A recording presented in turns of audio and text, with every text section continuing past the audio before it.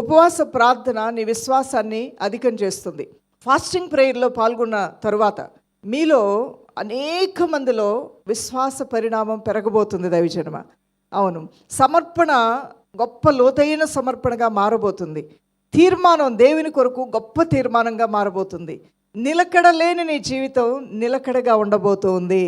నిలకడగా నువ్వు కూర్చొని, నిలకడగా నిలబడి, నిలకడగా ప్రార్థన చేసి, నిలకడగా వాక్యం చదివి, నిలకడగా ఉపదేశమని, నిలకడగా నీ పనుల్లో నువ్వు చక్కటి స్థిరమైన వ్యక్తిత్వంతో నీ పదములను బలవంతుడిగా వెళ్ళే కృప దేవుడు నీకు ఇవ్వబోతూ ఉన్నాడు. సో ఉపవాస ప్రార్థన అంటే కేవలం ప్రార్థనలకు జవాబు మాత్రమే పొందుకోవటం కాదు దైవజనమ. శరీర ప్రాణ ఆత్మలు అన్నిట్లో కూడా దేవుడు ఒక నూతన ఉజ్జీవాన్ని ఇవ్వబోతూ ఉన్నాడు. నీ మనస్తత్వంలోనూ, అదేవిధంగా నీ శరీర తత్వంలోనూ, నీ ఆత్మీయ తత్వంలో నూతన మార్పులు నువ్వు తప్పకుండా చూడబోతూ ఉన్నావు. నిన్ను చూసినటువంటి వారు ఈమెలో ఎంతో మార్పు ఉంది, ఇతరులు ఎంతో మార్పు ఉంది అనే రీతిగా నీకు తెలియకుండానే నీ మార్పు నీకు అర్థం కాకపోయినా ఇతరులు అర్థం చేసుకునే అంత తేజస్సుతో నీ హృదయాన్ని, నీ బతుకుని దేవుడు పగటి వెలుగు వలె నింపబోతూ ఉన్నాడు దైవజన్మ.